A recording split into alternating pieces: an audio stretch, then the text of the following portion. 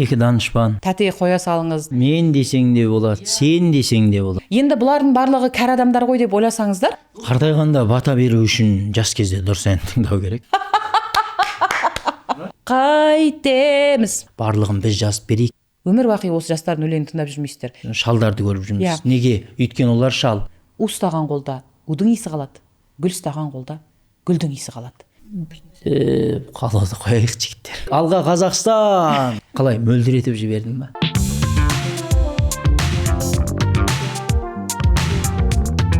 Армысыздар, құрметті көрермендер. Бүгін автор бағдарламасының 9-шы шығарылымы. Біз тыңдап жүрген әндердің сөзі қандай? Сөз сақшылары Айтбек Тұрсынбай. Мөлдір Айтбай, ассаламуалейкум. Кезекті шығарылым, күтіп жүрген жандар, пікір жазып жатқан жандар, баршаларыңызға алғысымызды білдіреміз. Әннің де естісі бар, есері бар. Тыңдаушының құлағын кесері бар. Құлақтан кіріп бойдалар, әсем әнмен тәтті күй, көңілге түрлі ой салар.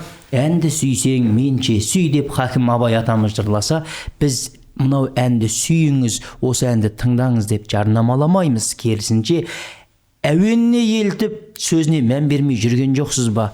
Сол жағынан ой саламыз. Бүгін қандай ән талқылаймыз?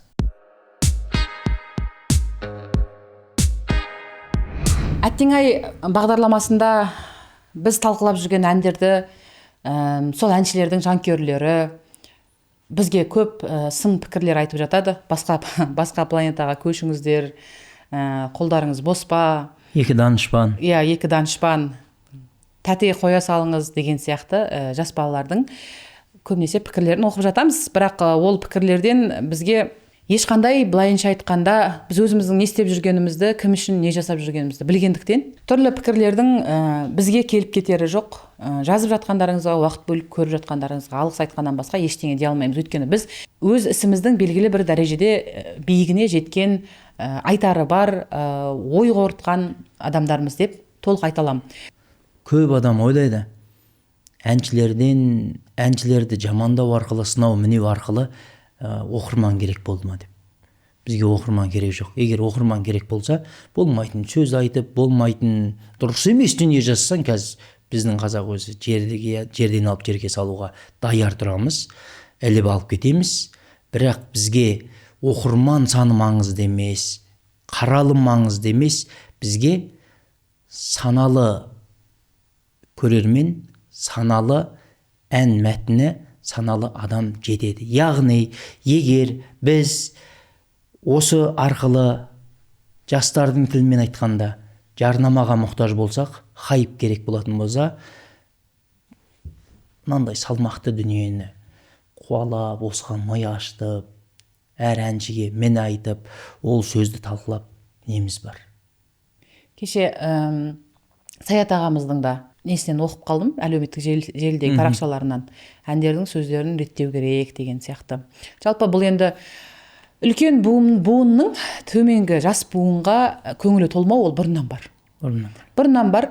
Өйткені біз көрдік қой. Көрдік, түйдік, сезіндік. Енді оны бізден кейінгілерге түсіндіру бізге әрқашан ауыр тиеді. Олар өздері көріп, бөліп, түсініп болғаннан кейін барып, не істегенбіз деп ойлануы мүмкін да. Олар түсінген кезде оларды түсінбейтін ұрпақ келеді. Иә, оларды түсінбейтін ұрпақ келеді. Бұл мәңгілік айналып жатқан бір осындай дөңгелек сияқты ғой. Бір-біріне көңілі толмау деген. Көріп білген адам, көрмеген әлі.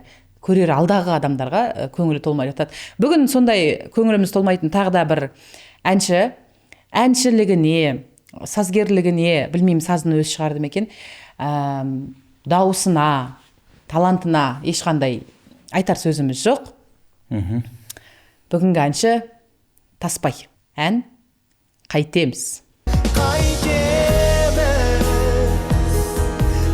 Ән YouTube желісінде Таспайдың өзінің YouTube арнасында 3 миллионға жуық қаралым жинаған.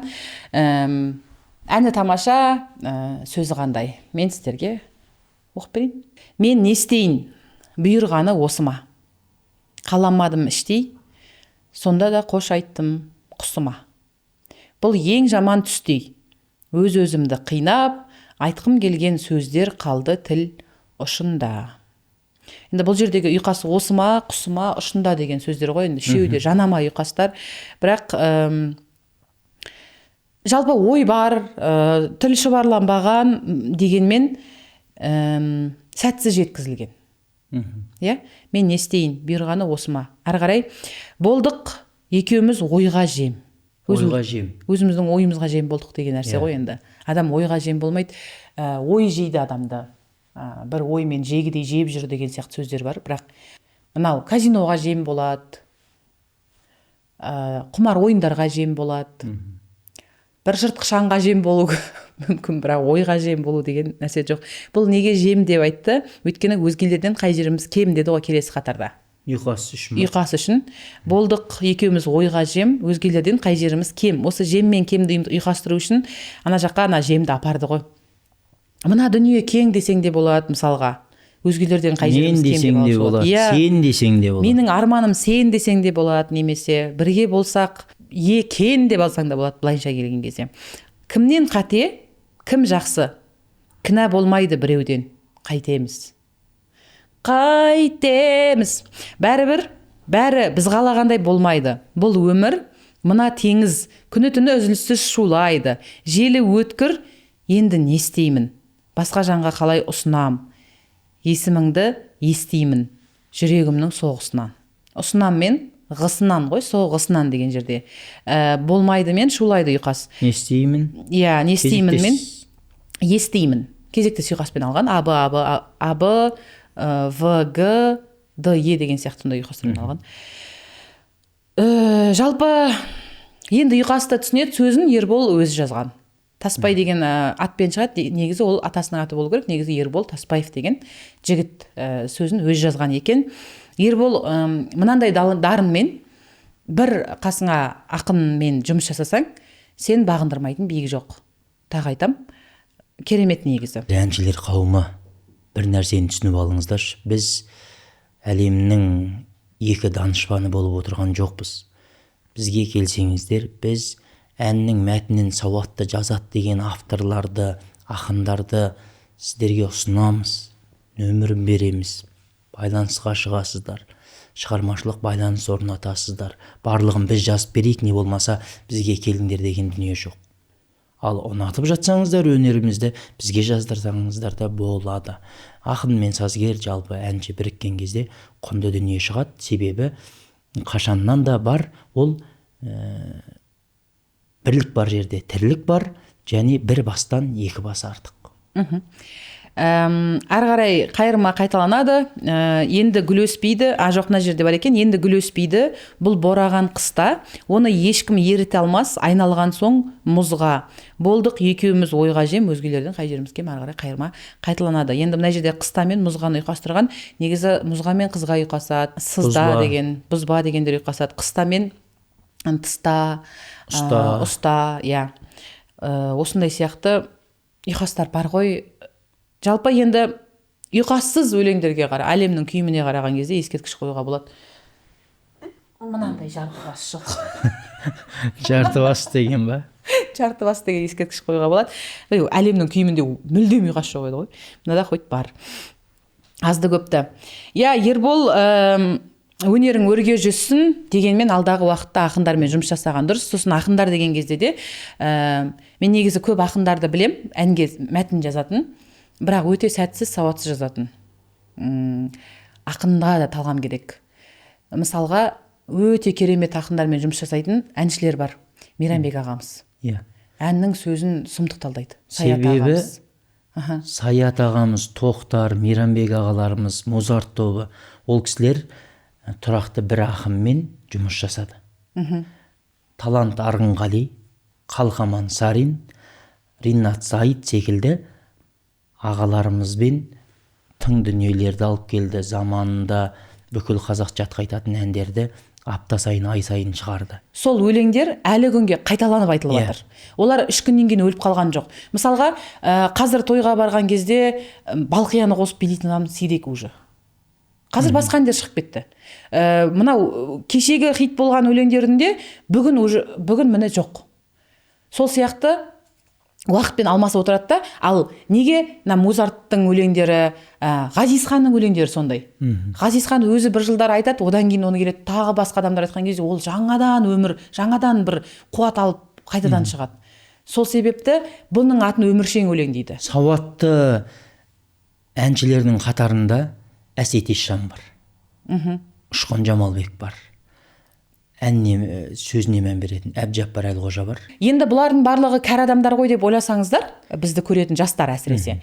Бұлардың бәрі кәрі ғой, бұлар түсінді ғой өмірді, сосын осындай өлеңдер айтады ғой деп ойласаңыздар, сіздердің тыңдап жүрген, жанкүйер болып жүрген әншілердің ішінде Мирас бар. Мирас Жүгінісовтың өлеңінің сөздерінде ешқандай алалау жоқ, өте керемет сөздер талдайды. Және бүгін бізге Шіркінай бағдарламасы, Шіркінай айдарындағы кейіпкер болып отырған Бөлексің деген әнмен танылған ең бірінші Қазбек Құрайыш. Мен Қазбекке өлеңді кім жазатынын білмеймін, бірақ өте керемет талғамы. Осындай сияқты талғам біртіндеп өзгереді. Сіздердің де талғамдарыңыз ертең өзгереді. Бір күндері айтыс көресіздер, бір күндері бата беріп отырасыздар бір жерде. Өмір солынысымен қызық. Өмір бақи осы жастардың өлеңін тыңдап жүрмейсіздер. Қартайғанда бата беру үшін жас кезде дұрыс ән тыңдау керек. Иә, қартайғанда бата. Рас? Ертең бата сұрасаң, тілек айтып кететіндер бар.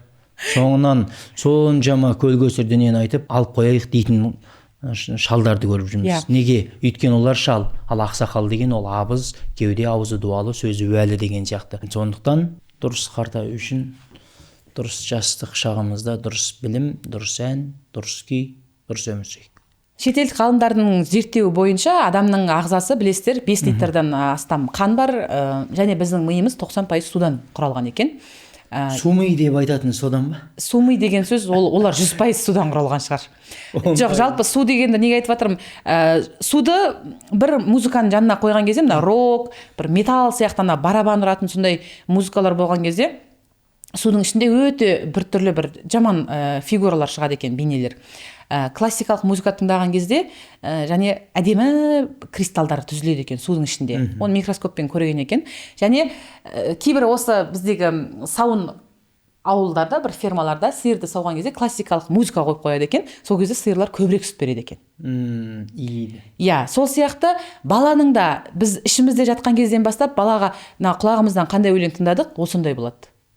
Сіздің де не тыңдадыңыз, сіз солсыз. Сіз не жедіңіз, сіз солсыз. Сіз не сөйледіңіз, сіздің ішіңізде сол бар. Егер сіз біреуге жаман пікір айттыңыз ба, біреудің көңілін қалдырдыңыз ба, онда сіздің көңіліңіз, жүрегіңіз жаралы. Өйткені ішінде бақыты бар, нұры бар адам жан-жағына тек қана бақыт пен нұр шашады. У ұстаған қолда удың иісі қалады, гүл ұстаған қолда гүлдің иісі қалады. 3 миллионға жуық қаралым жинаған, қаншама адам пікір жазған Ербол Тасбаевтың жазған мәтіні, сөз әдемі, ән әдемі, әуен әдемі, тек сөзі әттең ай.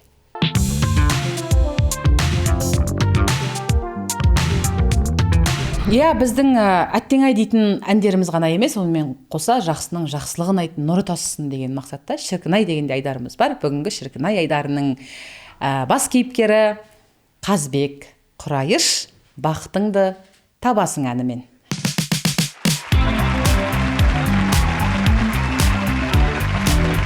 Ән 1 жылға жуық уақыт бұрын шыққан, 32 миллион қаралым жинаған, 1000-нан астам пікір бар, және біз де сол пікірлермен толықтай келісеміз. Қазбек өте талғамы жоғары әнші. Тыңдайық.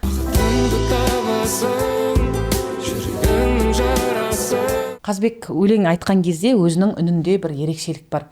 Жалпы әрбір ақынның өзінің қолтаңбасы болатын сияқты, әрбір адамның өзінің мынау саусақ таңбасы қайталанбайтыны сияқты, әрбір әншінің өзінің үнінің ерекшелігі бар. Мысалға, Мадина апамызды әлі күнге қазақ ешқашан ұмытпайды. Мақпал апамыздың дауысы ешқашан қайталанбайды. Роза Рымбаева, Роза Бағланова, тағы да осылай кете берсек, біздің қазіргі күнге дейін Мархаба Сәбидің дауысы ешкімде жоқ. Осындай сияқты біздің қыздар да, жігіттер де жалпы өнерден кенде емес, бірақ соның ішінде өзіндік бір орны бар, жүрегі бар әншілер бар. Бізде Мейрамбек ағамыз ғой, жүректі әншілердің төрінде тұрған жалпы. Одан кейін осындай бір өзінің үнінің ерекшелігі бар, ол Ғазизхан. Және кейде маған жазған голосовой дейді ғой, дыбыстық хаттармен ақ Әлімжан ба деп сұрап қалатын адамдар бар. Кеңес Әлімжанның даусында осындай бір өзіндік ерекшелік бар. Және осы Қазбектің даусынан мен сондай ерекшелікті байқаймын. Жақсы, бақытыңды табасың. Сөзін оқиық. Екенсің қазір қайда білмедім. Есімде сенің тек бір күлгенің. Бейтаныс менің танысым, жақыным менен алысым. Өткен күн қателікке саналып, кеткендей екеумізден балалық. Тек енді жаным түңілме, себебі сірә түбінде. Өткен күн қателікке саналып, кеткендей бізден балалық. Астарлы. Тамаша. Бақытыңды табасың, жүрегіңнің жарасын әлі де емдеп аласың. Емдеп аласың. Бақытыңды табасың, қуаныштан ғанашын, күлетін өзің боласың әлі. Қарашы. Әдемі, бүйтіп мына жер керемет деп сынап жататындай, жекелеп айтатындай ештеңе жоқ. Бір тұтас, бір тірі организм өлең. Екінші шумақ, келемін жасап келісім, жүрегім менен сен үшін. Бақыттап өзге деу үшін, ұрысып тұрып табысқан, жандарымыз сезімменен қаншама алысқан. Куә ғой бәріне көк аспан, қош деймін өзіңе алыстан. Жасап келемін келісім, жүрегіменен сен үшін, бақыт өзгемен бақыттап өзге деу үшін. Оңай емес қой сүйіп тұрған адамға өзгемен бақыттап деуде.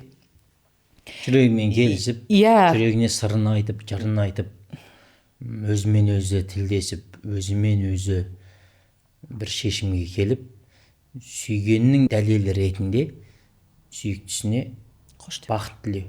Көп адам танысады, табысады. Бірақ арада түрлі жағдай болып, екіге кететін күн туған кезде дұрыстап танысып табысқан адамдар қоштаса алмай қалып жатады көбіне. Өте дұрыс. Басталған кезде бір-бірінсіз өмір сүре алмайтындай болып басталған махаббат, сәт сайын хабарласу, хат күту, уайымдау, қызғану. Ал соңында олар адам танымастай кейіпке ену, сондай бір сүю мен жақсы көрудің, жерінудің арасы бір-ақ сәт екені, қас-қағым екенін сондай жандарға қарап білесің. Неге? Дұрыстап танысқан адам дұрыстап қоштаса алмайды. Неге қоштаса алмаймыз? Сол қызық маған. Және үлкен сұрақ. Біз екеуміз бекер таныстық. Таныстықта махаббатпен алыстық. Сендік сезім сөніп қалған бұл күні, мендік сезім сол күйінше әлістік деп не біреу әлі қиялмай жүреді. Екіншісі оның шын құлай сүйетініне сеніп алған. Одан кейін сол кезде оған деген құрмет сый азайып кетеді кейбір адамдардың. Не болмаса бұл енді бауыр басып құлай сүйдім, мен бұны түсіндім деп қараған кезде бұрын сүйіп сондай бір құшақ гүл шоғын алып келіп жүрген жаңағы сері жігіт бұрынғыдай емес, салғынғанды. Қызды қаратқанша, қыздың көңілін жаулағанша, көңілін аулағанша солай барлығын жасайды да, қыз құлай сүйе бастаған кезде жігіт суи бастайды. Жігіттер бір қызға ғашық болсақ, сұлуға сөз салатын болсақ, көз салатын болсақ, қалай бармыз, солай танысайық және бір қалыпты болайық. Неге? Танысқан күннің ертесінен бастап осы ол қыздың а дегені, алғыс, қ дегені, қарғыс, осы ханшайымда етіп, үлпілдетіп, гүл шоқтарын әкеліп, қымбат мейрамханаларға алып барып, ол қызға 24 сағаттың ояу тұрған уақытын барлығын сол қызға арнап, ол қыздың сеніміне кіріп, сезімін алаулатып, жандырып, лапылдатып, мені осындай құлай сүйетін жан бар екен, мен өз адамымды таптым, Қазбек айтқандай таптым-ау сені деп, бүкіл өмірін, жоспарын өзгертіп, саған бұрылып, сенің соңынан еріп кетуге дайын тұрған кезде, өзіңнен өзің қалауды қояйық жігіттер. Бір қалыпты болу деген, ол махаббатта да, ол жұмыста да, ол барлығында. Аз-аздан үздіксіз бір-бірімізді сыйлап, құрметтеп, сол сыйластығымыз өмірдің соңына дейін жетсе, сол дұрыс деп ойлаймын. Махаббатта. Қалай, мөлдіретіп жібердім ба? Тамаша. Не үшін қош деп айтып тұр? Өйткені өлең басталған кезде жақыным менен алысым деп айтып қойды да. ол оның жақыны да алысы да болып тұр да бір сәтте. Шіркін ай, басқа айтатын сөз жоқ. 32 миллион қаралымның өзі бұның дәлелі. Есті тыңдармандар, саналы тыңдармандар, талғамы биік тыңдармандар деп ойлаймын. Қазбек, өнерің өрге жүрсін. Саған қазақ атынан сөйлейтін сендер кімсіңдер деп пікір жазыпсыздар ғой сіздер. Айтбек екеуміздің атымыздан алғыс. Авторлардың атынан, әннің мәтініне мән беретін авторлардың атынан алғысымызды білдіреміз және шығармашылық шабыт табыс тілейміз. Алға Қазбек, алға Қазақстан! Тамаша. Мөлдір өлең арнасына тіркеліп, пікір жазып, лүпіл басуды ұмытпаңыздар, жақындарыңызбен бөлісіңіздер. Келесі қай әнді талдайық, онда жаза кетіңіздер. Әттең ай дейтін күндерімізден, әндерімізден, шіркін ай дейтін күндеріміз бен әндеріміз көп болсын. 18 мың қаламның авторы, жаратушы, жары болсын. Сөзді ойнатуға болады, сөзбен ойнауға болмайды. Сау болыңыздар.